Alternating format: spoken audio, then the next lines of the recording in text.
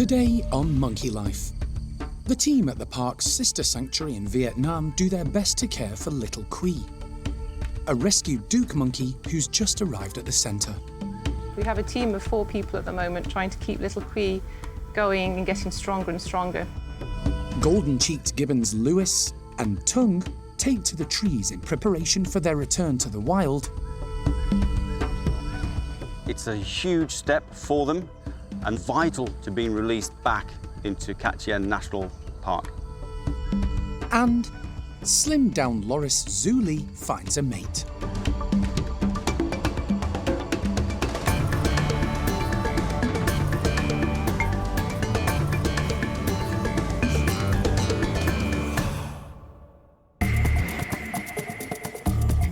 Monkey World in Dorset, buried deep in the English countryside, is the largest sanctuary of its kind on the planet. The team, led by Dr. Alison, rescue and rehabilitate abused and unwanted primates from all over the world. This is a new start of a new era of the releases for the gibbons, which we need to get on with. The park provides a home for more than 260 primates from 25 different species.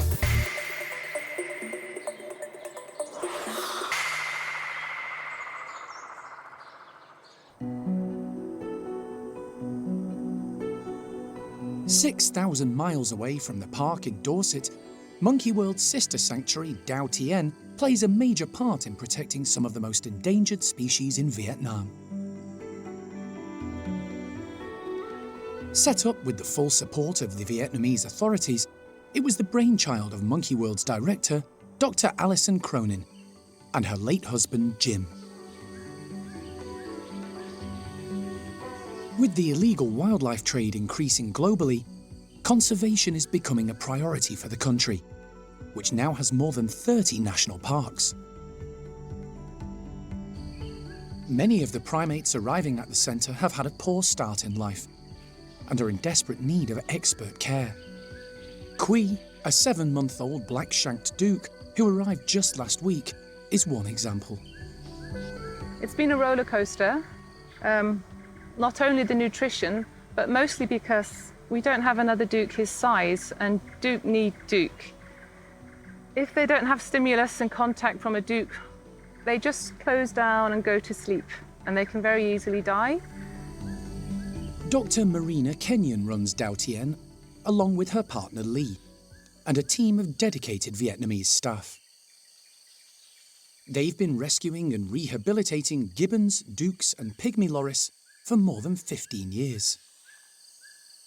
Quy is the 22nd douc monkey to come through the centre's doors since they opened in 2008. The circumstances surrounding his arrival are all too familiar. Quy was found in the hunter's house on his own. It's highly likely that Mum and a few other family members were shot. Sadly, it's increasingly popular now to eat douc meat. The hunting of douc is greater than we think, and it's increasing. So it's one of those things we need to try and create so much awareness for at the moment, because before we know it, they're going to be struggling. So while the population is still strong, we need to make sure the world realizes how wonderful they are, but most importantly, with their own kind in the forest. The team at Dao Tien have managed to successfully rescue, rehabilitate and release back into the wild nearly 200 primates. The island reserve in the Dong Nai province of Dao Tien National Park measures around 56 hectares and has enjoyed success with large numbers of pygmy lorises. The sanctuary also leads the way in the rescue and rehabilitation of black-shanked douc monkeys, just like little Quy. It's become the prime centre in the region, necessitated by the ever-increasing black market trade in the species. Black-shanked doucs in the wild live in a fission-fusion society, so from small groups of 6 or 7 to big supergroups up to around 80. So a douc in the forest is never alone. So to try and imagine how it feels for Quy now, without any other douc around, there would normally be a sister, a cousin, someone else to play with. The infant douc have lots of play behaviour, which we saw with the other ones, like blindman's buff. So the thought of being on your own is really, really tough. So stimulating Qui with other douc is so important, because without it, he's not going to make it. So now it's time for sleepy Qui to go and meet the douc. To help Qui through this difficult period, the team are enlisting the help of 3 young douc monkeys, who arrived just before the global pandemic struck: Vu, Anna, and Red. Fong, head of specialist care on the island, has been the trio's main carer. She's built up an amazing rapport with the 3 doucs, and that trust has been reciprocated. They're keen to get a closer look at the small and fragile new arrival. While it's vital for Qui to have this interaction, these 3 aren't a permanent solution to his plight. Marina is hoping the older doucs will soon be ready for release back where they belong: the high tree canopy of the Vietnamese forest. They're growing up fast, and plans for the next stage of their development are more pressing each day. The doucs this year will be 4 years of age, so they're actually reaching sexual maturity. And this is another reason why we need to keep pushing forward with our plans. We have 3 boys and 1 little lady, Anna, so we need to try and release maybe 1 unit, a male-female unit, and also 2 boys as a separate band. But luckily these social units do occur in wild doucs, so it's all good, and they're physically fit, they're socially well equipped, but the next stage, who knows? Hopefully, the team will be as successful releasing doucs as they have been with pygmy lorises, one of Dao Tien's biggest successes. Unfortunately, they've had more mixed results when it comes to releasing golden-cheeked gibbons, also often the target of hunters and the black market trade. As part of their efforts, the team follow a strict protocol. Gibbons in the process of rehabilitation, or who will never be fit or well enough for release in the wild, are categorised as Phase 1 and kept in secure enclosures. The rest of the gibbons live in the Phase 2 semi-free areas on the island. These cover more than 20 hectares and help the gibbons get used to life in the trees before release. But the size of the island limits their ability to range, so the team need to supplement their diet daily. Along with Marina, there are 10 Vietnamese staff dedicated to feeding and caring for the primates. But the island also needs constant maintenance and infrastructure checks, and that's the responsibility of Marina's partner, Lee Butler. We've got so much to get done. We've got 4 fence repairs to do, get them back operational. We've got cages to refurb. Every day there's something new happens, and every day, every inch of Dao Tien has to be checked. For the last few weeks, Lee's been in a race against time trying to repair some of the protective fences surrounding the semi-free areas. During the COVID pandemic, it became impossible to keep everything in good working order, and there's been a lot of catching up to do. I've decided is that we're going to take the cables out, which I've started, and then we'll get these all cut off. There's a lot of fencing to check. We've got a 850-metre fence line, and at least 2/3 of that needs some type of maintenance. And that's primarily on the overhang part, where some of the joints are actually snapped, where trees have come down, or the strain on the wire has pulled them back. Lee's thumbs up from the final checks are what the team's been waiting for. It means they can now move Tung and Lewis, a pair of golden-cheeked gibbons, into the large semi-free area to start the next stage of their rehabilitation.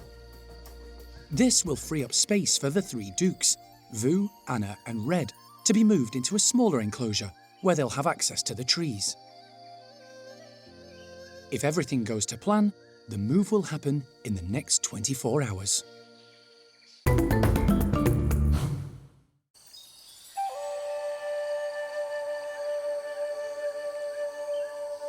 It's an early start today for the team on Dao Tien.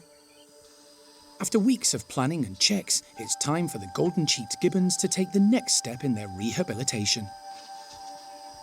They've come from a cage. We can't just put them straight into Dao Tien National Park, so we actually create an area where we can give them part of the forest. This will help them brachiate better, it will improve their condition, and it will also train them to eat different types of leaf, different types of fruit, and then that process, hopefully they can then take to Dao Tien National Park when we do their release. It's a far cry from where they came from. Tung, a 6-year-old female, was found abandoned in the car park of an apartment complex in Ho Chi Minh City. Lewis, the male, is a little younger and was found tied to a cage with a collar around his neck. Thanks to the dedication of the team at Dao Tien, they're now promising candidates for release back into the wild. Tung and Lewis are taken to a release cage within the semi-free area. They'll spend the night here getting used to the sights, sounds and smells of what will be their new home until they're ready for release. This is a vital part of their rehabilitation, and we have to work hard toward understanding and making sure that they can do this next process before going to Dao Tien. The younger we can do it with the gibbons, the better and hopefully better success rate we'll have, because they'll have less imprint from human behaviour and activity. Work on the island never stops, whatever the weather. It's 24/7 for the team, looking after the gibbons during the day, and then preparing night feeds for the lorises. Rehabilitating and releasing lorises back into the wild has been a big success story for Dao Tien. Out of 144 rescued, 131 have been returned to the forest. And the lorises keep on coming. Almost all rescued or confiscated from the black market trade in Vietnam.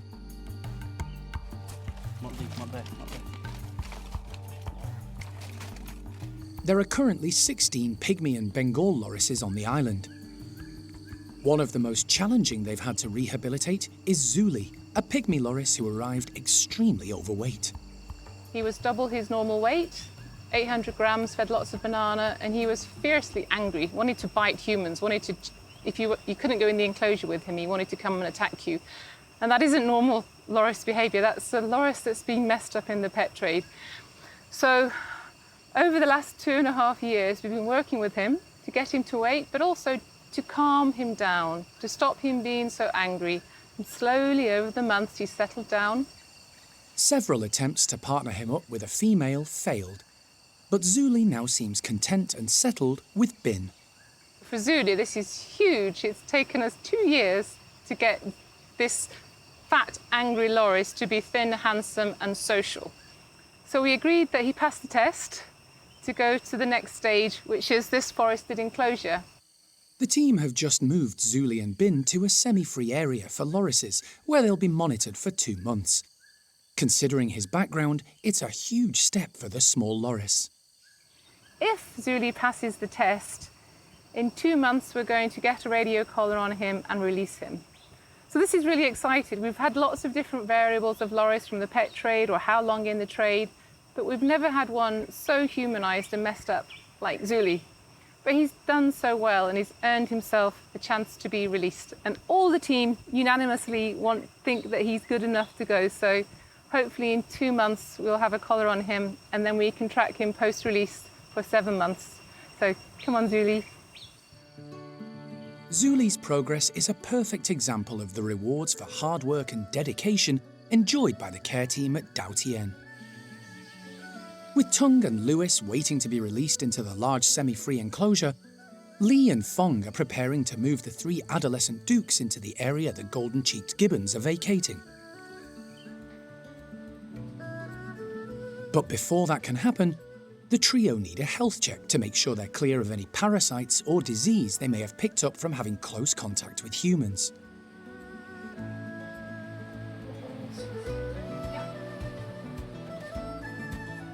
There's also another douc monkey needing to be examined today.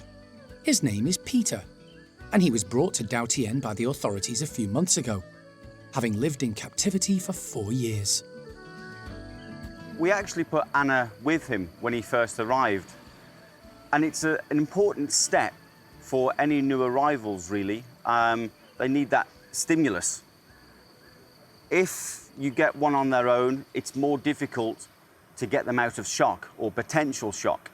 So the importance of Anna going in with him, interacting with him, and stimulating him actually helps us get him through that critical stage of being taken from the wild, kept as a pet, transported to Dao Tien.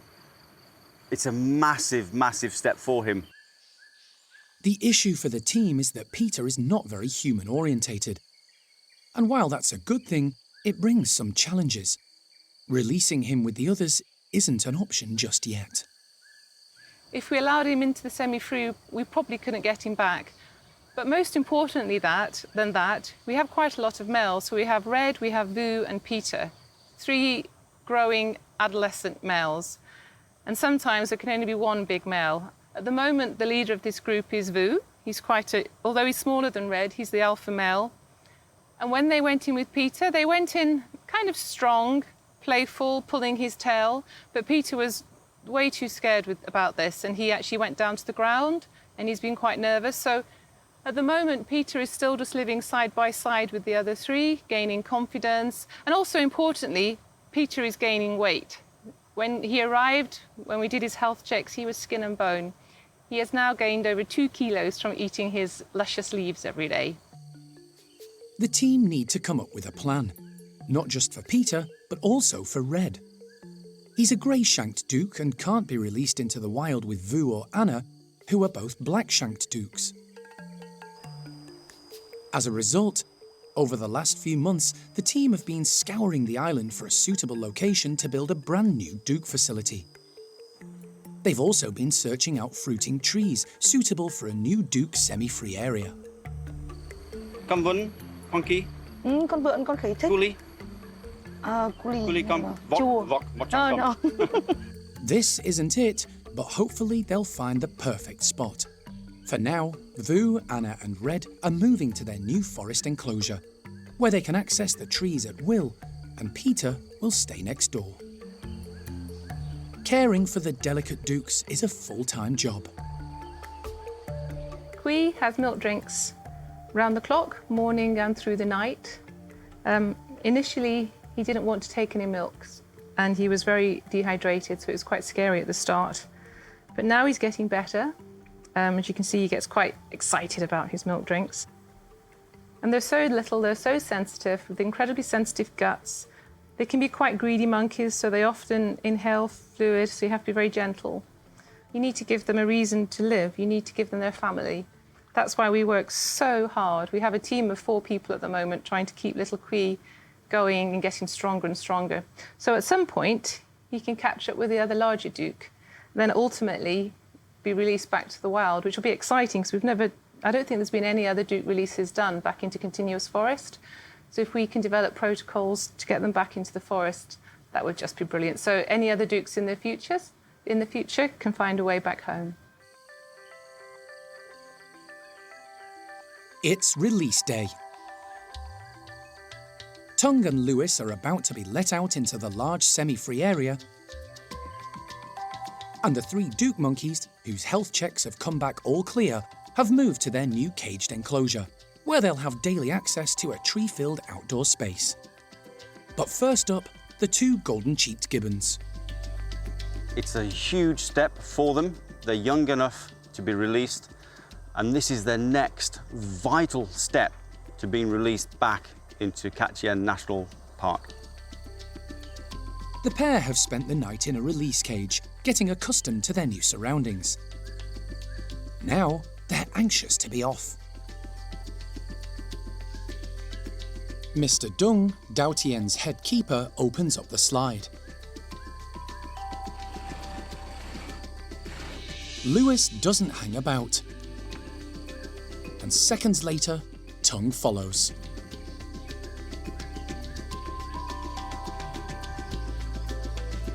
They're soon up high exploring the tree canopy where they belong, totally at ease moving through the branches. So far, they're doing well. First time since being youngsters, if they were taken from their parents in the forest, first time released into a forested area. And you know, they're just being gibbons. It's just amazing to see how dexterous, how agile, how effortless it is for them just to move around. Lee and the team watch for a few minutes before leaving the pair to enjoy their freedom in the trees. Next, it's the turn of the 3 douc monkeys to be released into their new outside enclosure. Since arriving at Dao Tien, Anna, Vu and Red have been given the opportunity to live as natural a life as possible. They're now accustomed to spending their time in the trees, and the larger area with its much higher tree canopy shouldn't daunt them.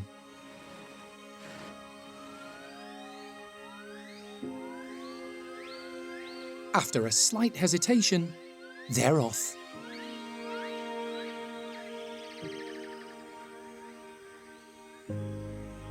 All 3 heading up high, full of confidence. It's exactly what the team were hoping for. I'm feeling so hopeful that these guys can make it. They've grown up in the trees. They're so physically strong, they're socially strong, they're pulling away from humans very strongly. Like any stranger now who goes near them, they don't like it. So, yeah, I really think they can do it. We just need to find that perfect release site and where the local community support the conservation of douc. That's the key.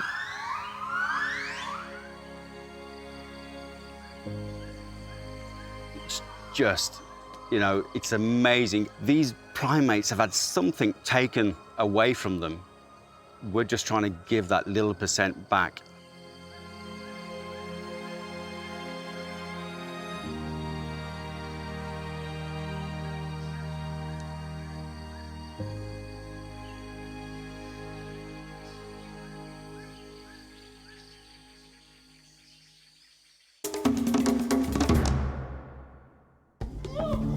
Next time on Monkey Life. Infighting in one of the capuchin groups leads to surgery for female newcomer Louis. We've had to just cut through the joint and just remove a little bit of bone so that we can close the skin over there. And warm winter treats for the orangutan nursery pals.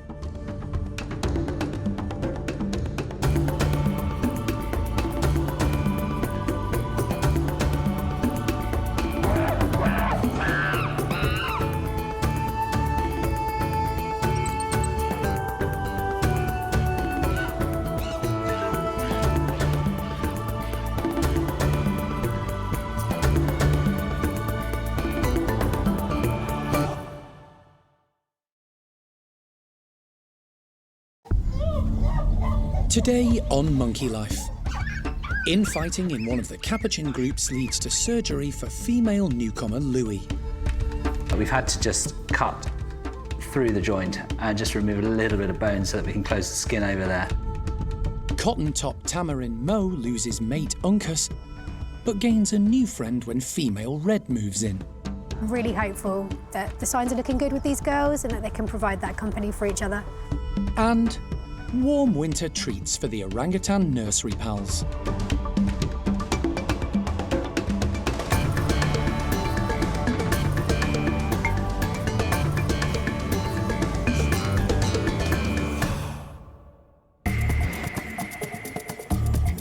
Monkey World in Dorset, buried deep in the English countryside, is the largest sanctuary of its kind on the planet.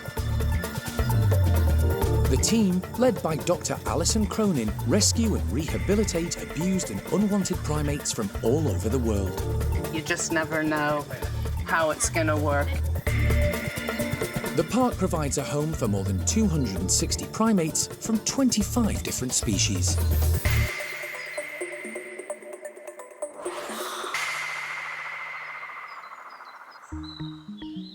The majority of the primates at the park live in large, stable social groups. But some of the primate species are volatile, and scuffles are part of everyday life. This morning, the capuchin team are bringing a casualty of one such tussle to the park's hospital. Hello. It's female capuchin Louis, one of the park's more recent arrivals. Louis wasn't used to living in such a large group and kept a low profile while settling in. But, having gained confidence, she's now vying for position amongst the females in Eriko's troop. Today, she's come off worse. When she first arrived into Eriko's troop, she slotted in really well, but now there's a little bit of friction. I think some of the individuals that were pushed aside by Louis' presence are now actually kind of on the opinion of, actually, this newer monkey isn't going to take my place in the hierarchy. So it's a perfectly natural process. She just needs to find her place within the group, but within that process, there's going to be injuries along the way. This isn't the first time Louie's been examined by the vet. Since she arrived, she's had stomach problems and been regurgitating her food, resulting in her being unable to keep weight on. The care team have been weighing and monitoring her regularly and controlling the condition with medication. Louis, come on, lovely. In recent weeks, her weight has stabilised. Good girl. Well done. So Louis is 2.56 kilograms. She hasn't had a perfect weight today because she's not putting all of her body weight on the scales at one time, but it's a pretty good representation. I've got most of her hands and feet, possibly a little bit of tail not on there. So she might be a little bit more than that. We'll have another go at weighing her another day, because today they've been quite screamy and distracted by other things. The improvement in Louie's health has brought out her true personality and led to a few nasty fights with the more dominant females. She's also got a new slash wound on her tail. She got into a bundle with Zoe. When vet nurse Saffron checked her over, she decided some of Louie's injuries were serious enough to call in local vet Dave Harding. That actually looks worse than when I last saw it. Yeah, no, that's what I'm saying. It was together previously. It's right in the joint. Yeah, it is. I mean, any other monkey would just not use it because it hurts, where she literally just carries on as normal. Yeah. That one seems to be doing all right. Yeah. Before Dave begins cleaning and treating the many cuts on her fingers, Louie's going to be given a birth control implant to suppress her hormones. It's something more usually given to the males. It'll be interesting to see how that changes her behaviour. We are also giving the implant to 2 of the other dominant females in the group as well, in the near sort of week or so. Just try and chill everyone out, and again, they need to sort out the hierarchy between them, but if they can do that in a more subtle way that doesn't cause so much tension and injuries, that'll be better for us in management and for the individuals as well. Implant done. Dave can get started on Louie's injuries. 2 of them are particularly nasty, and a partial amputation is the only option. Okay, that's fine. Let's just stitch it. The break in the toe had gone straight through the joint, and it was only attached by one side. So we've had to just cut through the joint and just remove a little bit of bone so that we can close the skin over there. So we've lost the end of the finger, but actually it'll still have some function. Dave repeats the procedure on another finger. It may look serious, but Donna isn't too concerned. It's not uncommon. Yes, several of the capuchins have got various digits missing, and it doesn't seem to hinder them at all. They just kind of adapt and get on with life, really. The operation has been quick and successful. Louie will be put on pain relief for a few days and monitored closely by the primate care staff. Once she's well enough, it should be a more relaxed Louie who goes back to join the rest of the group.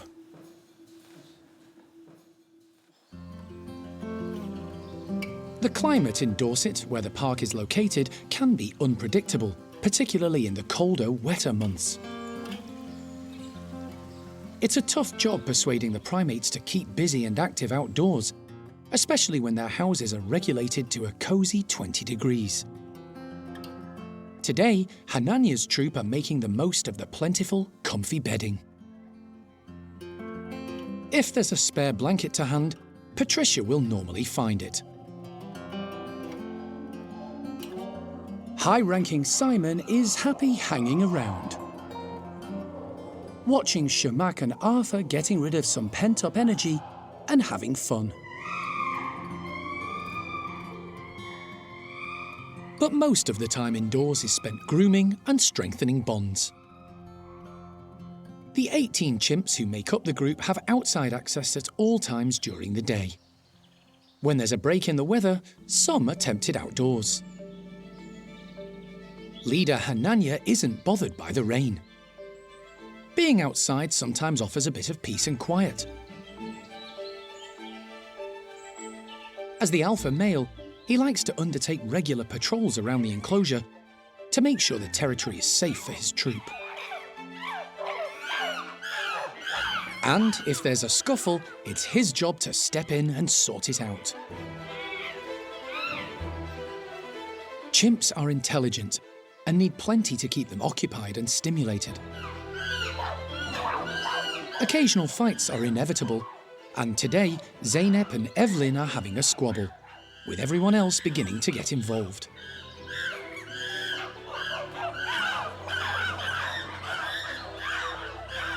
Chimp quarrels are often over quickly.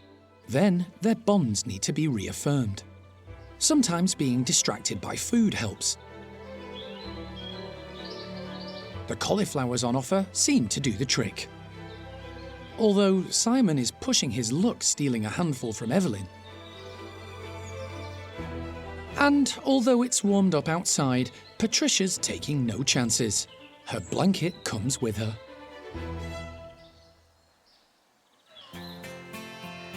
It's been a few weeks since two of the park's woolly monkey troops swapped houses. Enzo's group of 6 moved into the top woolly house, and Lavar's troop went in the opposite direction. For Enzo's family, the large tree-filled outdoor enclosure is a big change. But it hasn't taken long to adapt.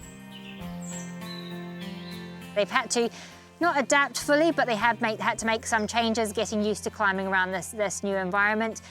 You know, you do see them using their tails, I think probably a lot more than what they were there, because they are climbing up in the trees more rather than relying on, you know, the wooden climbing frames, which has been really nice to see.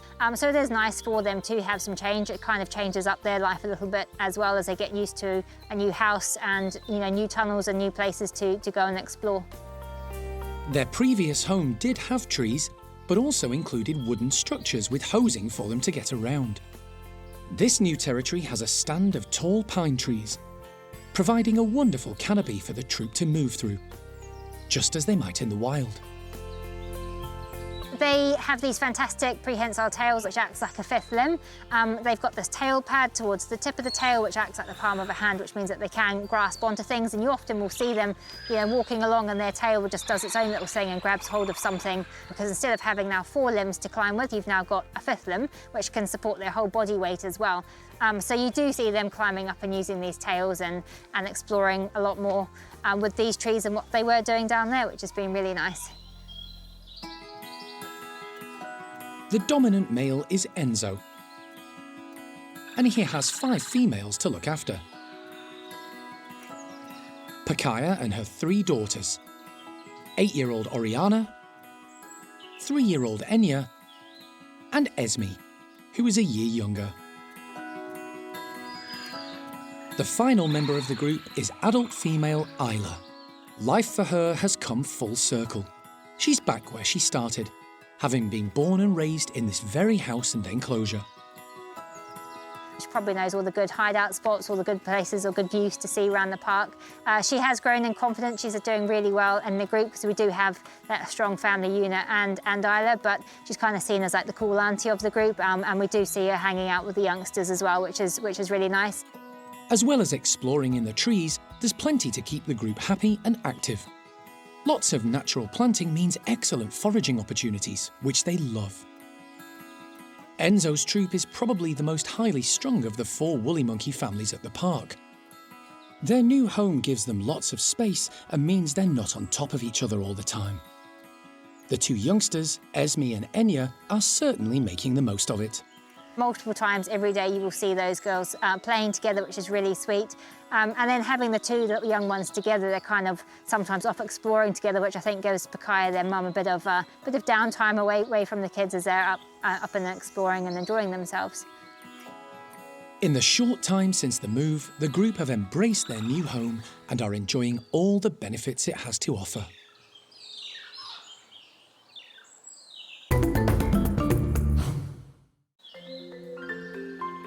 At the Capuchin Lodge, Eriko's troop of 14 are outside making the most of their natural enclosure. Earlier in the year, Storm Eunice felled a number of the trees previously enjoyed by the troop. But the unfortunate turn of events brought other opportunities. It does open up a new dynamic to the enclosure. It exposes all of the roots, which means they can forage in that, which creates also a boggy area for them as well. We get all sorts of different things and insects in there for them to forage for. So it's a shame in one way, but also for the animals, it does give them another element of enrichment as well. Some of the group are looking a bit worse for wear these days.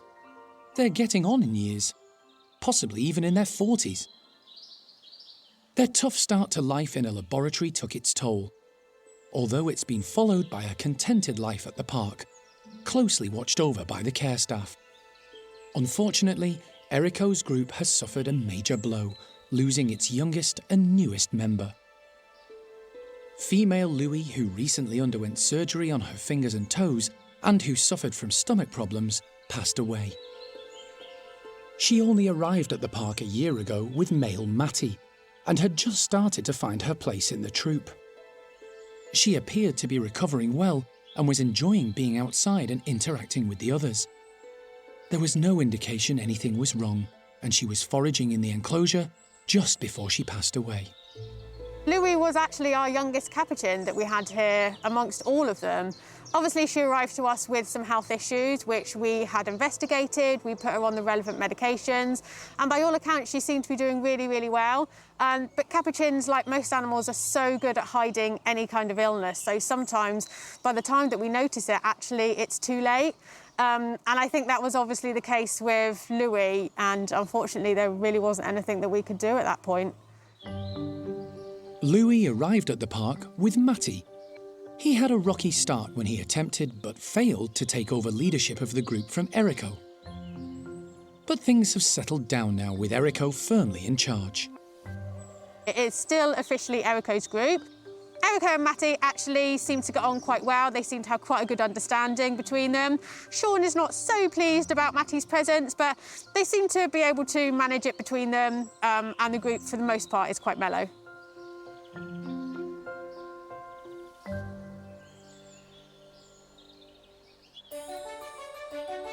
Nearly all the small primates at Monkey World were rescued from the British pet trade. The majority are marmosets. There are more than 35 needing the care and attention of the primate care staff. But there's also another small species demanding attention, the tamarins. The park haven't had many, and just recently lost one of the most loved to old age, cotton-top tamarin Uncas. His passing means his companion Mo is on her own, but also presents an opportunity for the care team. So that's very sad for Mo, but it's also slightly good news for another resident at the park. We have Red, the female red-bellied tamarin. Obviously, we didn't have any other red bellies, so we didn't have an option of our own kind to introduce her to. We've tried and failed to introduce her to some marmosets over the time that she's been with us so far, but she's very much not a fan of the marmoset. She finds them very irritating and doesn't want anything to do with them. So now we have these two single female tamarins, so we thought we'll try them together and touch all of the wood. So far, it's actually going pretty well. Hi, do we want to come out? Red arrived last year, rescued from appalling conditions by the RSPCA, who then passed the small primate over to Monkey World. Like Mo, she's elderly, but that's where the similarities end. Mo's actually a really good friend for Red to have, partly because she knows how to monkey. She grew up in a zoo environment with a family. She knows natural behaviours. She's good examples of this is how you forage, this is how you communicate, this is how you groom. But also partly because she's lived with Uncas for years now, and he was a lovely Fruit Loop. So she's also used to animals that maybe don't behave quite normally than what she was used to. So if Red is a bit weird, Mo's actually kind of used to that kind of companion, so she's quite patient. She was very patient with Uncas at times, so we're hoping that carries over for Red as well. The two elderly ladies seem to be getting on. They're unlikely to have the same close relationship Mo had with Uncas, but it's a lot better than being on their own. It's really nice that we're able to give her an opportunity to have some companionship again. I think she really needed it. They're meant to be, you know, with others of their own kind. They're not meant to be alone. So I'm really hopeful that the signs are looking good with these girls and that they can provide that company for each other.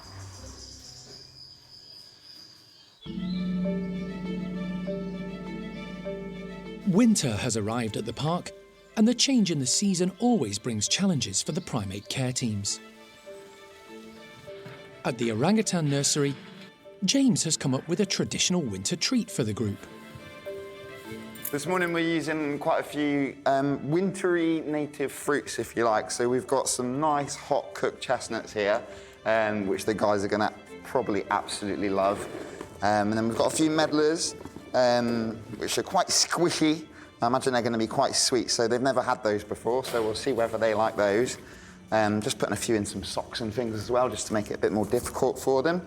And then we've also got a couple of raw chestnuts as well, just to see what they do with the spikiness of them. It'll be quite interesting to see if they actually get into that or whether they just don't like it at all and just throw it away sort of thing. But I'm sure they'll love these hot chestnuts. They're going to be great, and it's quite nice on a very cold winter's day today.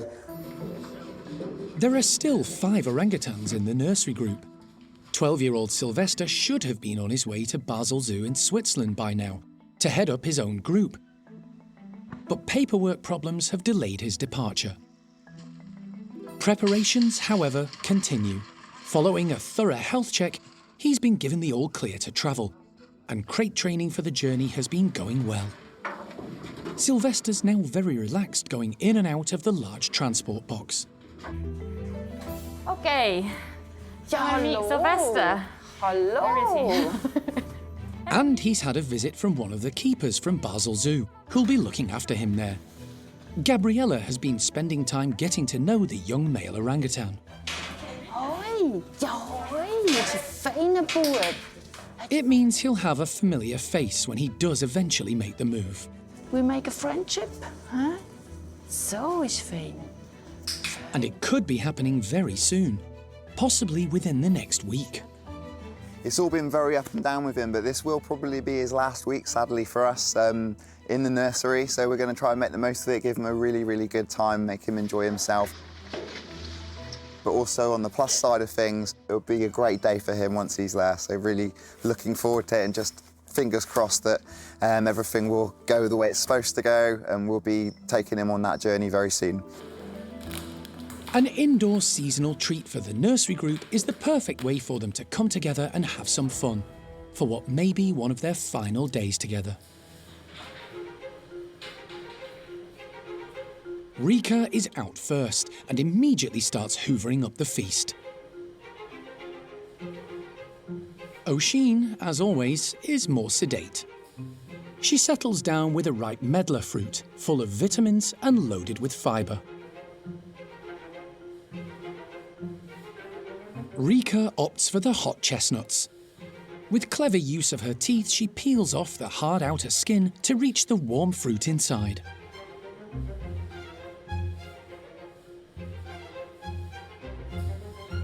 The youngest in the group, 7-year-old Mimi, pesters Silvestre for some of his food.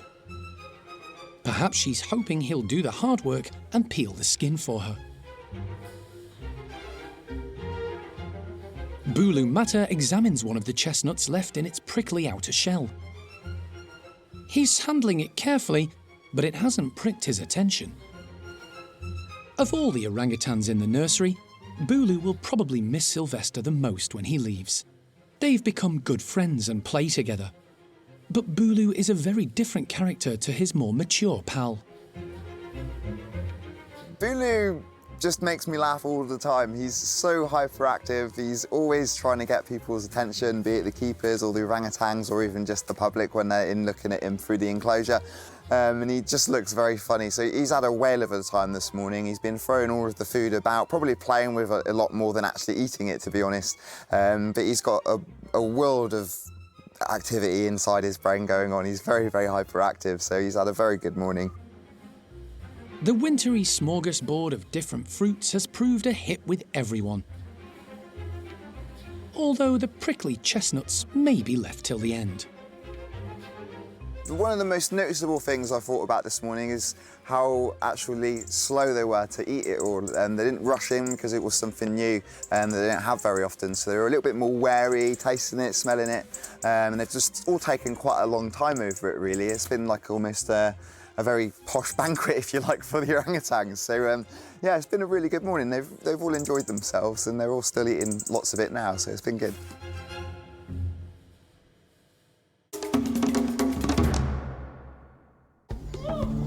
Next time on Monkey Life. Orang-utan Silvestre arrives in Switzerland for a new life as leader of a small orangutan group. He's just been let into his room by himself for a little bit just to get used to the surroundings and chill out. And large insects for the spider monkeys, but will they stick at it?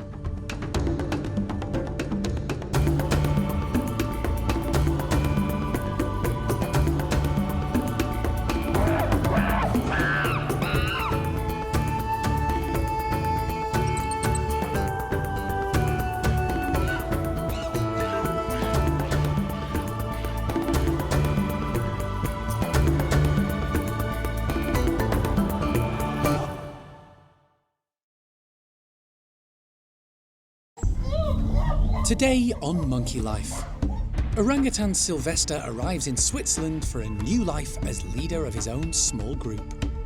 He's just been let into his room by himself for a little bit just to get used to the surroundings and chill out. Alison decides to separate mother and son chimps Sasha and Kangoo so they can both have a chance at a fulfilled life within a group. She's not going to allow Kangoo to socialise and be with anybody else. And large insects for the squirrel monkeys, but will they stick at it?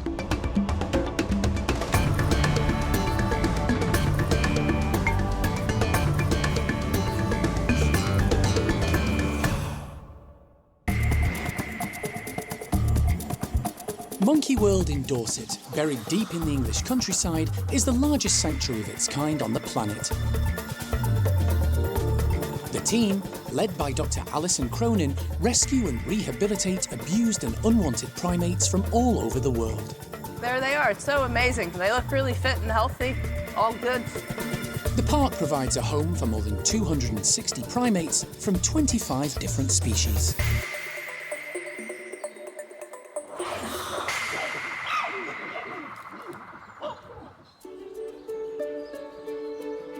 The big day has finally arrived. After months of planning and meetings and mountains of paperwork, Orang-utan Silvestre is about to leave for a new life at Basel Zoo in Switzerland.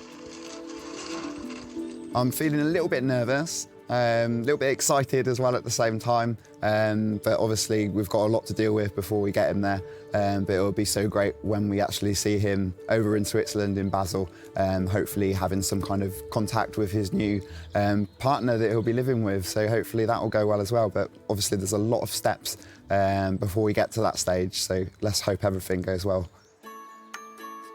Silvestre arrived at the park in 2010 when he was just shy of his first birthday. He was born at Santillana Zoo in Spain, but was rejected by his mum and hand-reared by the keepers there. Hello, Jeremy. Hello. Nice to meet you. Hello. Are you right? What are you doing? I like your haircut. Jeremy went to Spain to collect Silvestre and bring him back to Monkey World, so he could grow up with others of his own kind. Is this an aerial attack? Yes, it is. I thought it was. Silvestre never looked back.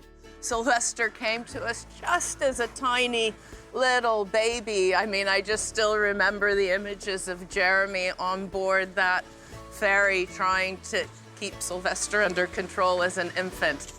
There. Just leave that on now, OK? That is a very bad idea. That is a terrible idea. And now, you know, he's a big guy and it's time to move on and graduate. This is always a difficult part for us, but it's important that he goes off. We're not going to be able to provide him an adult group of his own. After being adopted by surrogate mum O'Sheen, Silvestre turned out to be an excellent role model for other youngsters in the nursery, endearing him to staff and visitors alike. Notoriously, since he joined us here at Monkey World, he's been a lovely, friendly, very patient male orangutan. All of the other orangutans that ever meet him usually absolutely fall in love with him, and all of the keepers as well. I like, to be honest, anyone that does meet him. So in my mind, I think Silvestre's going to get on like a house on fire when he's over there, so fingers crossed it'll all go well. With so much to do, it's an early morning start for the team on one of the coldest days of the year so far. First task of the morning is to let Silvestre out separately as part of the morning release. Next, the orangutan team need to encourage him into his travel crate, something they've been training him for some time. However, today the door will stay firmly shut until he reaches his destination. Unfortunately, the driver of the lorry which will transport the crate is running late. Hi, Nikki. Yeah, if you can still give us the call when the driver actually arrives, and that'll be the point that we'll start the process, if that's cool. It's a bitterly cold morning, and the team don't want Silvestre sitting in the travel crate for too long. But all they can do is wait. In the meantime, it's life as normal for the other orangutan groups. The truck finally arrives an hour behind schedule, and the team spring into action.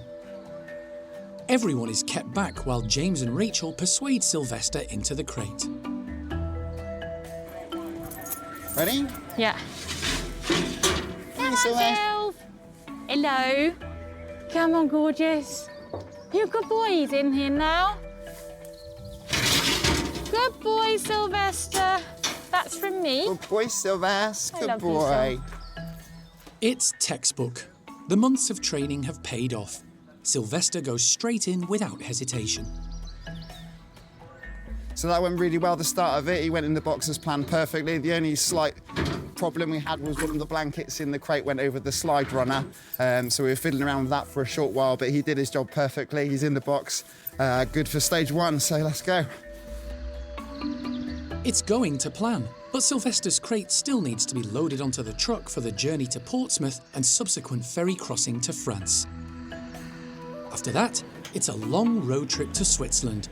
It's going to take around 24 hours before he arrives at his new home.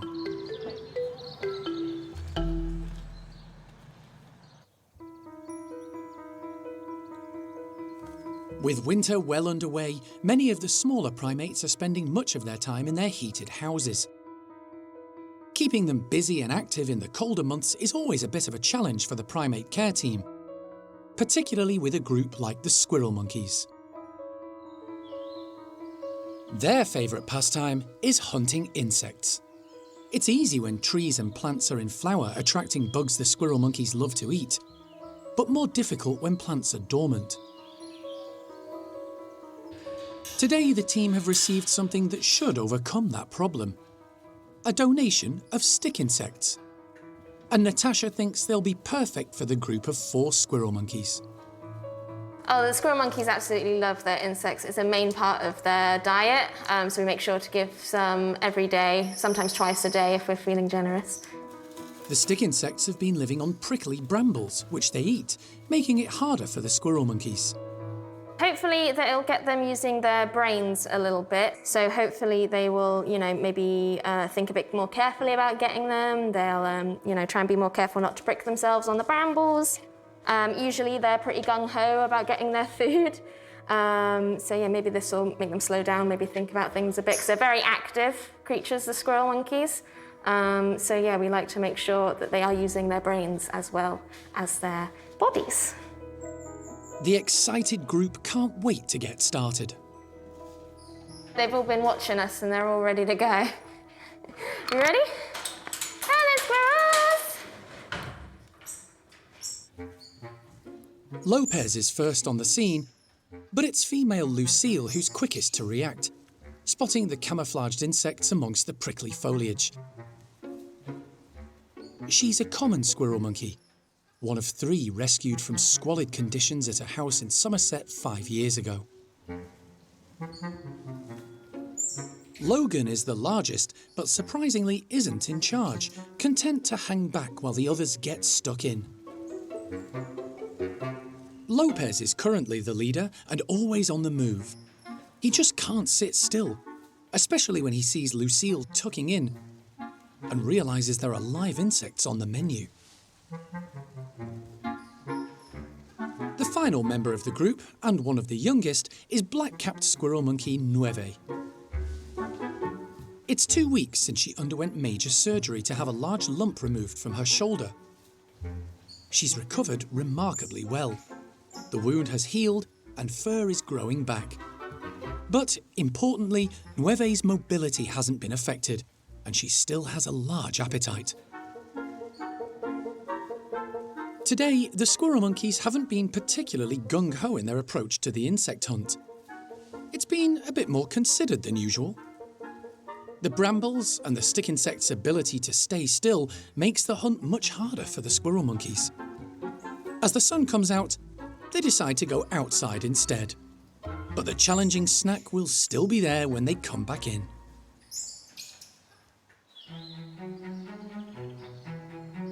It's midwinter, and a few months since chimps Sasha and Kangoo arrived from Argentina. And introducing the pair to their new housemates in Brian's group hasn't been straightforward. Primate care staff have done absolutely brilliant job trying to limb through. It's not easy in a single house. This is Brian's house behind us here, where there's 7 bedrooms and a playroom, to manage so many adult chimpanzees that are volatile, territorial, vested interests in their own family and company. And so it's been difficult. Sasha and her son Kangoo are very close, and together make a formidable pair. Consequently, to make introductions easier, they've been separated when meeting some of Brian's group. Sasha has been outside and met everyone apart from Rodders, who tends to get emotional and hysterical when confronted with new housemates. Kangoo had a slow start, but is now doing well too. He's getting to know Brian, and the pair have become close friends. The problem comes when Kangoo is away from his mum. Sasha has, at best, separation anxiety. Actually, at worst, she's not going to allow Kangoo to socialize and be with anybody else. She's happy to be going with all of the others and even going outside where he's left in behind, sitting staring at his toes. We do the opposite and she can actually see him playing with Brian and enjoying. She goes into complete meltdown, screaming as if she's being hurt, slapping herself, just losing the plot. And of course, when she does that, it necessarily upsets Kangoo. And we finally come to the conclusion that it's not good or healthy for those 2 chimpanzees to continue their life together. As a result, Sasha is going to move to Bart's group. To achieve this, a temporary tunnel has been built, connecting Brian's house with Bart's.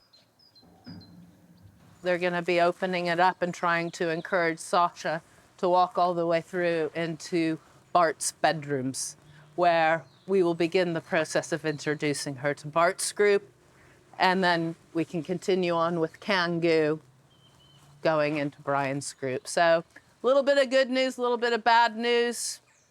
Bad news, good news, bad news, I'm not sure. Hopefully Kangoo, who's a nice boy, will find his place within Brian's family. I'll open up that one, and then I'll open up here as soon as she moves. If you want to then let her into bedroom 4 and shut that slide off behind her so she is just in 4. And then hopefully when she comes in, I'll shut that slide behind her. It wasn't that long ago that Sasha spent 36 hours in a travel box on her way to the park, and she's understandably wary. Yeah, monster. It's a lot warmer inside the playroom than in the tunnel. Come on then, sweetheart. Hello, Sashi. And she's not keen on having an audience, made up of her new housemates, who can be a bit rowdy. In fact, no amount of encouragement is going to persuade Sasha through the tunnel today. Sasha! Sasha, what's this? As the snow starts to fall, Sean decides enough is enough. Yeah, me and Jeremy are frozen now, so we'd kind of give it a rest and start again fresh in the morning. Yeah, we're in no great rush, you know, we've got all the time in the world. Even if it's a week down the line and she's still not moving, yeah, it's not the end of the world, we'll get there in the end. And they do. After 4 days of trying, Sasha is persuaded through the tunnel. She's now in the bedrooms in Bart's house, waiting for the team to decide on a good time to begin introductions to her new group. But for now, they're concentrating all their efforts on Kangoo, and finally introducing him to everyone at Brian's in a more settled environment.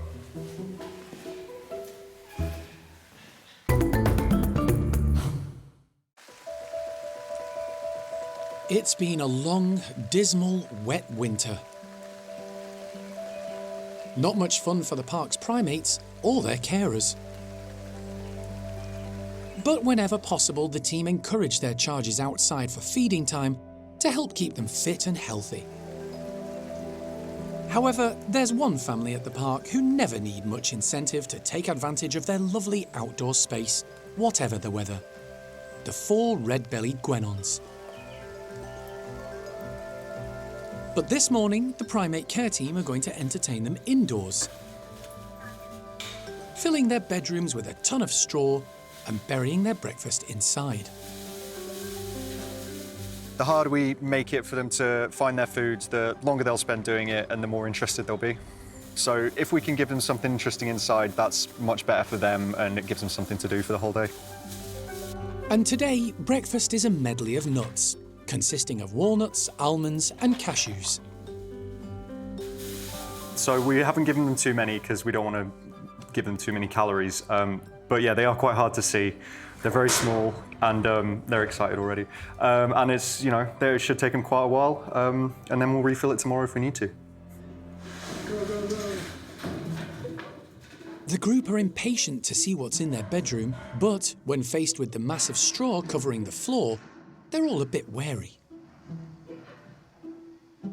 Dad Benny checks it all from a hose, making sure it's safe for his family. Unfortunately, he loses his balance, but it's a very soft landing. Encouraged by Dad's mishap, the rest of the family soon join in and quickly realise there are tempting treats to be had. They're soon foraging through the straw.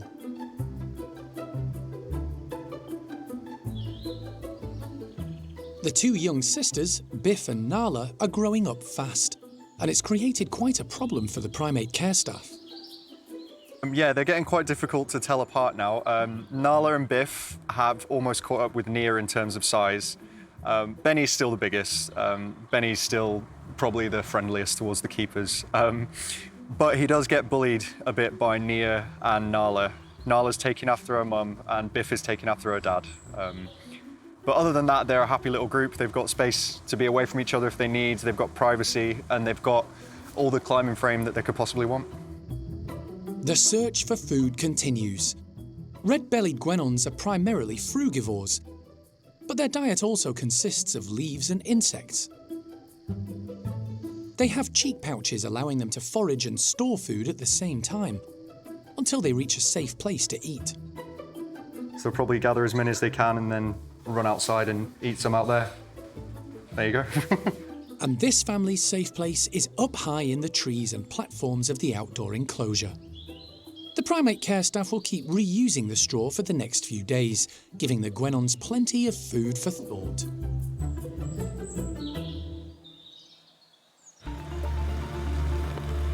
At the orangutan nursery, Silvestre's move to a new home at Basel Zoo in Switzerland is underway, despite an early start, a bitterly cold day, and an hour's delay. I'll stick that on later. That needs cake. You're not going to be able to stick it on my table in this cold. Cheers. Sylvester has a long journey ahead of him, but he'll have a familiar face to share it with. Primate care member James is going too. They'll be travelling across land and sea to the French-Swiss border, then motoring on to their destination. Little boy, you got your blanket on? He's a good lad. The journey will take around 24 hours. It went really smoothly this morning. We had a few issues with the blanket stuck in the slide, but we managed to get that sorted to get the door down, and now he's all secure. He's got a lovely lot of blankets in there for nesting, and hopefully once he's calmed down inside the van, he should have a good journey. You're all right, buddy. You're all right, Sylvester. Sylvester. Hey, hey, hey. Hey, it's all right. It's all right. I know it's scary. You'll be okay. To make Sylvester as comfortable as possible in his travel crate, the team are putting a secure window at the front so he can see what's going on. You got it? But the noise and movement have made Sylvester agitated. All right, you good boy. Yes, you are. Yes, you are. Yep, good, good, good. Rachel does her best to keep him calm. He has plenty of blankets to keep him warm, and James will make sure he's hydrated and fed throughout the trip. The large travel crate is loaded onto the back of the truck and secured for the long journey ahead. Despite the earlier delay, the move is back on schedule. Long journey ahead, crate's done, got in there well. In the lorry, a little bit of stress getting him in there, but all fine now, so hopefully he'll quieten down. And we've got to get on our way now and try and get the journey done as fast as we can for him. So fingers crossed he'll chill out and all be good. With that, Sylvester leaves Monkey World for a new home in Switzerland. But life for the orangutan team carries on. They have 4 others remaining in the group, probably wondering what's happening. Orangutans do bounce back from difficult situations. It will be very strange for them to start with because they've known Silvestre a long time, and for Oisin, she's known him for the last 12 years like we have. So it might take a little while to adjust. So having things to keep them distracted, things that they enjoy doing, stuff that they get some kind of joy and fun out of is really useful to help sort of bridge that strange gap between the old life and the new life. The group have been given food in the indoor playroom, where it's a lot warmer than outside. Having got over the initial disruption, the youngsters are back to normal and having fun. But foster mum Oisin, who helped bring up Sylvester, is a little quiet. She's not normally the most active orangutan, but today she seems to be aware one of her brood has gone. And after 12 years together, life will be different. As the nursery group begin to adjust to life without Sylvester, at Basel Zoo, they're beginning the task of settling him into his new life. Primate care member James kept a small video diary of their arrival. So he's here. He's just been let into his room by himself for a little bit just to get used to the surroundings and chill out. And we're going to possibly just let him see the female in a bit just to see what they think of each other. So we'll see how we get on. But it's great, he's here, he's out the box, all good. Initially, Sylvester is put in a bedroom opposite young adult female Maya and her daughter, 4-year-old Padma. What do you think, Sel? Is your new girlfriend, hopefully? She fancies you. Then it's decided to let them all in together, with Sylvester making his presence felt. It'll take some time for the 3 to become comfortable in each other's company. Large primate introductions can be difficult. But it's a good start considering Sylvester is less than 24 hours into his new life as an adult male.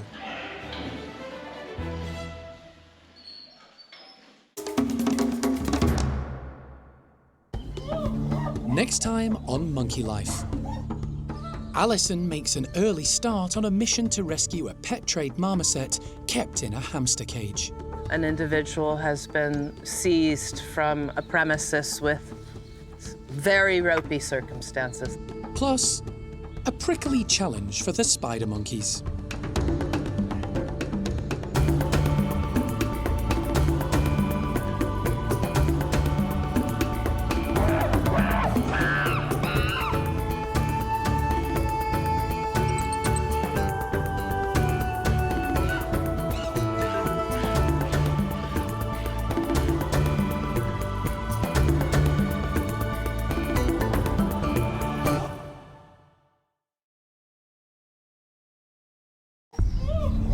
Today on Monkey Life, Alison makes an early start on a mission to rescue a pet trade marmoset kept in a hamster cage. An individual has been seized from a premises with very ropey circumstances. And will he or won't he? Chimp Kangoo takes his time deciding whether to venture into the outdoor enclosure for the first time. Kangoo man! Plus, a prickly challenge for the spider monkeys.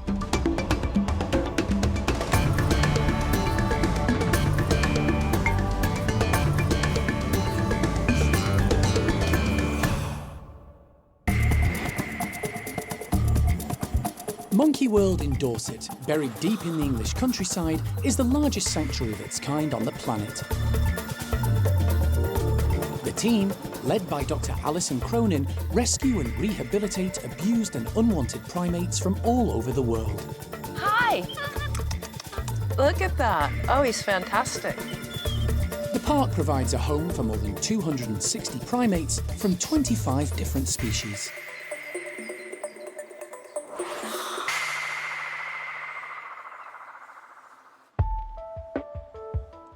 It's early morning at the park, and once again, Alison's responding to an emergency call-out to collect a marmoset victim of the British pet trade. Got an emergency phone call from RSPCA yesterday that an individual has been seized from a premises with very ropey circumstances, let's put it that way, that I've sort of not seen ridiculous caging situation that I have in this instance before. So we'll see what we can do. The marmoset has been taken from the household where it was found into a veterinary clinic in Essex. So we're off to the vet clinic to pick up this individual, assess what I believe is a male marmoset, but you never know, and get him back here to the park. It's a 160-mile journey to the marmoset's temporary home at the vet's practice in Romford, Essex. The park is usually full to the brim with rescued marmosets, but 2 elderly males recently passed away, freeing up space, and leaving 2 females in need of companionship. As Alison heads to Essex, the park's marmoset team are preparing for the new arrival. But they're a bit in the dark about what to expect. So we've been told that it is a lone male, a young juvenile. We know based off of pictures he was kept in a really, really small hamster cage, so we know his movement ability was limited, so therefore could have a detrimental effect to his physical ability. And other than that, we're not too sure on any of the details. It's going to be a case of what we see is what we get. With so little known about the marmoset, the primate care staff are covering all bases. As you can see, we have padded the flooring with loads of blankets. This is just in case he, has a go at maybe having a climb and he doesn't have the physical ability. If he does fall, there is a soft cushion in there to try and help him. We've also made sure that there's a lot of branching around. So we're just trying to make it as secure as possible to give him the easiest start. With preparations well underway in Dorset, Alison arrives in Romford, hoping for a straightforward pickup. The marmoset was confiscated from its owner because the RSPCA were concerned about its welfare. They've asked Alison to assess the small primate's condition and take over its care for now. The young male has been at the vet's for 2 nights and is still in a small hamster cage. Diet isn't great, environment is awful, and he's been bounced from pillar to post. I believe the previous owner tried to claim that she had had him maybe for 8 years, but he looks like a young adult to me. So probably more like 2 or 3 years old, but hard to say. So he needs sorting out. Here you go. Is that better? Is that more tasty? A little bit. Look, little man. Do you even know what that is? You don't, do you? Look. The vet practice has very little information about the marmoset. And with a long return journey ahead, Alison is keen to transfer the small primate into a travel box as quickly as possible.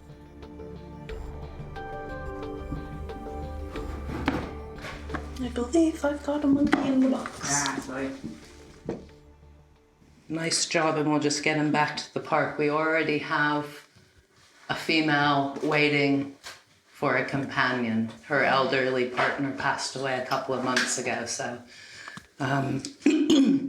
we'll probably get him straight in with her or alongside of her straight away, and then have him down for a health check in the coming days, but after he's calmed down. It's been a quick turnaround. The male marmoset is safe in the travel box, and Alison can set off back to the park so he can start his new life and hopefully find a companion.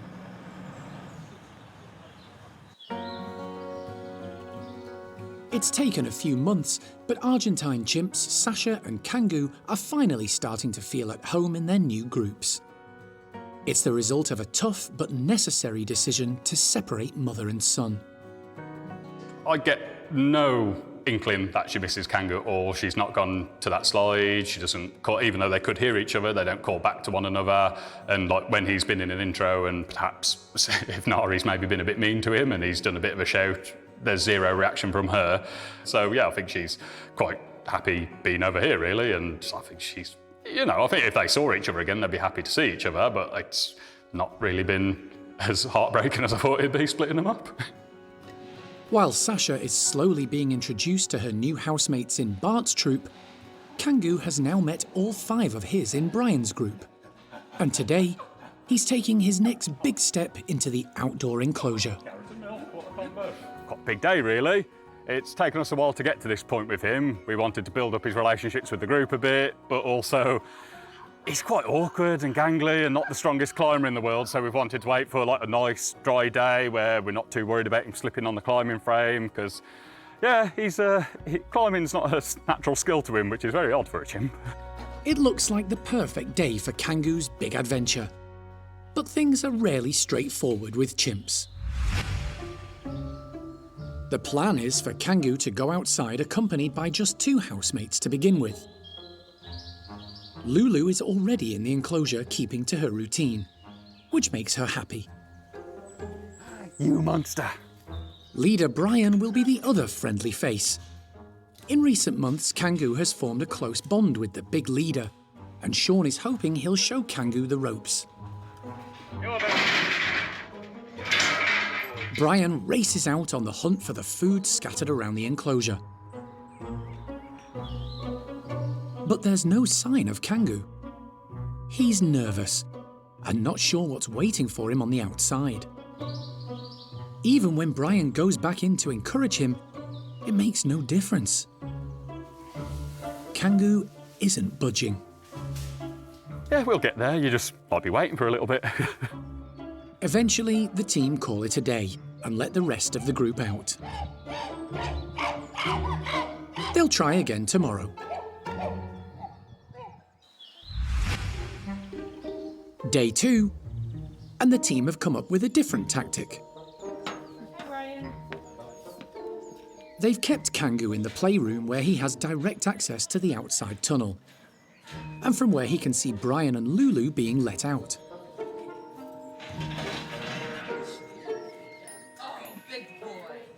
He's an interested spectator, watching as his 2 housemates enjoy themselves in the sun.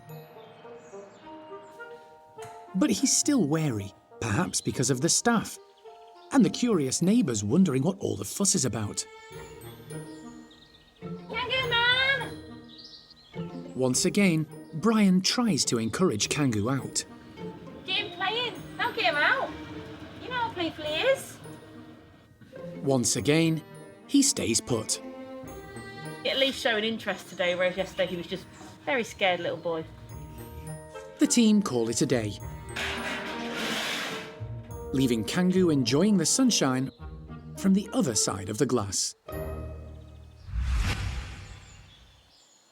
Day 3. 3rd time lucky, perhaps? Same place, same routine. With Lulu and Brian out first, and the primate care staff still hoping Kangoo will pluck up the courage and follow them outside. This time, the team step away from the fence, giving Kangoo plenty of space. Result. The chimp takes his first steps into the enclosure. He's still a bit wary and cautiously takes it all in, before heading off to explore. Third time was the charm, although it had to wait till literally all of us have walked away, and then he just ran outside, so yeah, which was quite nice. You can see he's a bit wobbly. He's not the best climber in the world, and he didn't go right to the very top. He's kind of gone up about halfway and then come back down nice and calmly. So yeah, he's exploring a bit, although he's yet to go right down to the far end of the enclosure, but he'll get there. It's all a lot for him. Kangoo is becoming more and more confident, popping back into the house and coming out again.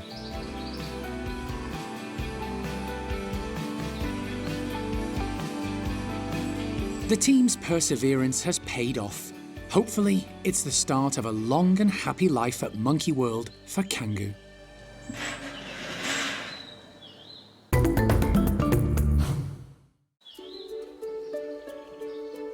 Earlier in the year, the Woolly Monkey team had a bit of a move around, when Enzo and Levar's troops swapped homes.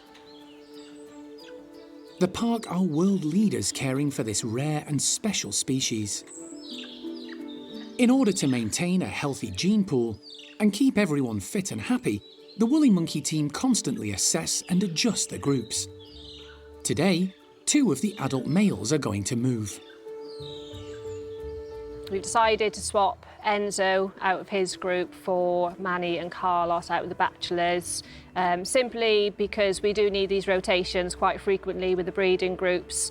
Enya's becoming a more mature adolescent female, so it's either her or Enzo basically that needs to come out within the next year. We feel like Carlos and Manny, they're quite a good duo, and I think those boys going over and taking over that group is a better solution than removing Enya at this point. So yeah, we think overall this should be really positive for most of the individuals. To kick off the move, Enzo will swap with Carlos, who's currently living with the bachelor group. His good friend Manny will join him in a few days' time, once Carlos is settled. Sharon is hoping for a smooth transition. We feel quite optimistic. The boys have done this before, so yeah, we feel like it should go quite smoothly, but yeah, we always feel a little bit of anticipation before moving animals. First, they need to get the 2 boys into 2 separate travel crates. You just about to let him out? Okay, just give me a shout when he's in. First up, Carlos at the bachelor house. Hello, Lydia, we've got Carlos in the crate, so if you want to go ahead and crate Enzo. Okay, I'll start now. Thanks to the daily training the team carry out with the Woolies, Carlos goes straight into his crate. Oh, she said I can still eat a grape. It's not that bad, is it? Carlos is quickly transported to his new home at the Top Woolly house. He'll be put in one of the bedrooms, ready for introductions to the rest of the group. We're going to be going into the forest, but we're going to bring Enzo around here first. Okay. He can stay put for now. Okay. And once we're just going to put Enzo here, we'll just transfer him into that room, and then we can move Enzo. Carlos waits patiently while the team deal with Enzo. He's also in his travel crate, but needs to be moved across and unloaded at his new home. Good boy, Enzo. So far, everything's going smoothly and to plan. Good boy. So we're just going to now transfer Carlos from the crate into one of the bedrooms in the house. And then we're going to move Enzo over to the bachelor Woolly house. Carlos is now moved to the outside slide connecting the bedrooms. He's lived in this house before and is familiar with the layout. This isn't a vet day, is it? It's all right, it's all cool. Oh. Isla, who's been kept apart from the others, is waiting for him.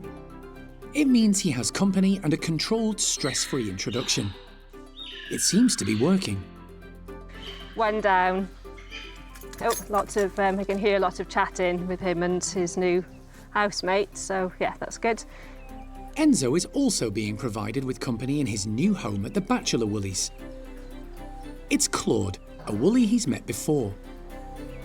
When they last lived together, Claude was still quite small. Now he's a large sub-adult male with plenty of brawn, but lacking in maturity.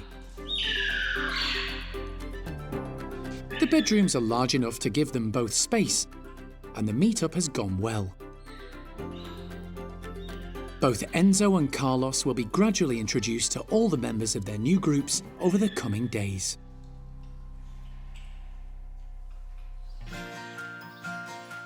With 25 different species at the park, the primate care staff are always on the lookout for something a bit different to enrich the lives of the animals.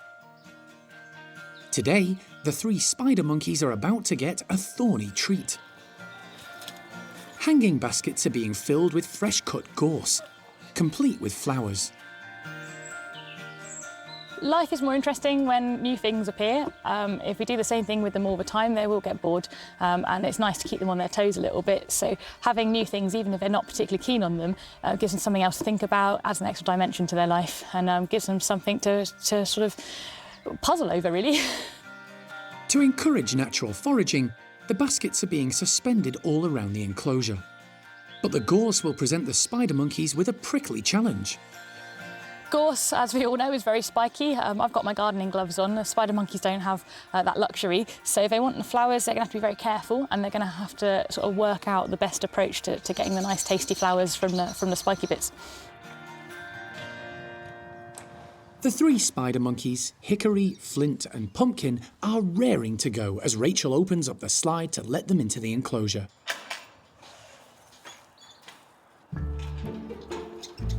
Pumpkin, as always, leads the way. She's very food-orientated, as is Flint, and the pair immediately check out today's offering.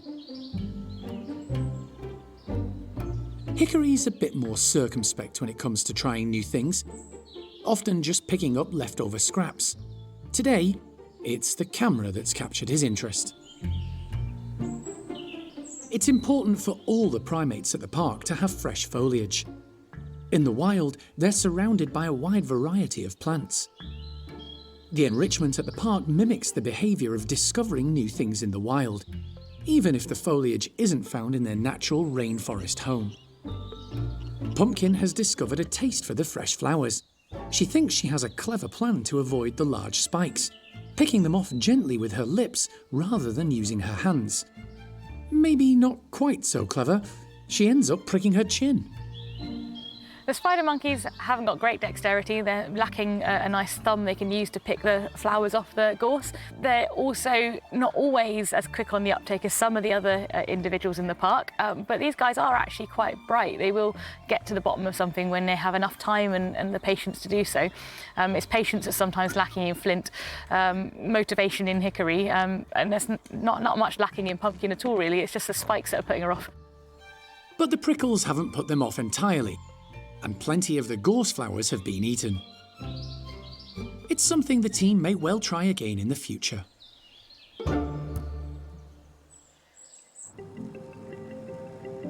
After an early start, Alison has arrived back at the park in Dorset with a male marmoset, confiscated by the RSPCA on welfare grounds. The primate care staff are ready and waiting. I'm happy with you to work with him. We're probably going to have to get the vet in to have him checked. Yeah. So the question is whether or not we do that straight off the bat tomorrow. Alison has discovered the marmoset has a name, Moschino. He's in desperate need of space to move around, a good diet and a companion. The Small Monkeys team can provide the whole package. With more than 30 marmosets already in their care, they're experts at rehabilitating these small primates, who often arrive from inappropriate conditions and with medical issues. A bedroom has already been prepared for Moschino with lots of branching to move around on and live insects to tuck into. Well, let's, get him inside and settle, because I can feel him bouncing around a bit, which he wasn't doing before. Elle is pleased Moschino is a male. Yeah, so the fact it is a male is actually quite beneficial to us. We've got a few single marmosets at the minute which just happen to be female. We're also quite aware that the pairings that we have, we've got kind of younger females with elderly males. So we've been told he's more than likely a male marmoset, so it will be helpful if he is to try and pair him up with one of our single females. But before he's partnered up with a female, the team need to arrange birth control, most likely a vasectomy for Moschino. There isn't any space for unplanned new arrivals. But first, he needs to get settled in his new home. You ready? Elle opens up the travel box and a nervous Moschino heads up high to a corner of the bedroom. The space appears overwhelming for the small marmoset. Even the enticement of waxworms doesn't bring him down. Look, here you go. Come on then.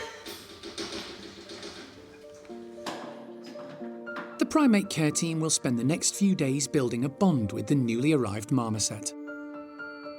With every primate, you obviously have that bond between keeper and animal. The bond is quite crucial. It's important for getting into medications into them, for getting health checks. So we're going to work really hard to try and get that bond with him so he just feels a little bit more comfortable. It'll make it easier to assess him in the long run.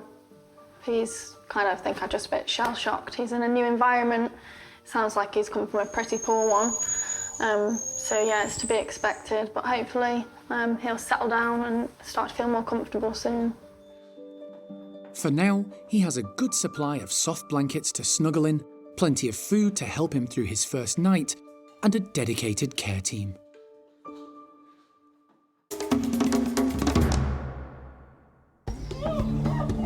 Next time on Monkey Life. An emergency operation for woolly monkey Paquita means more babies are out of the question.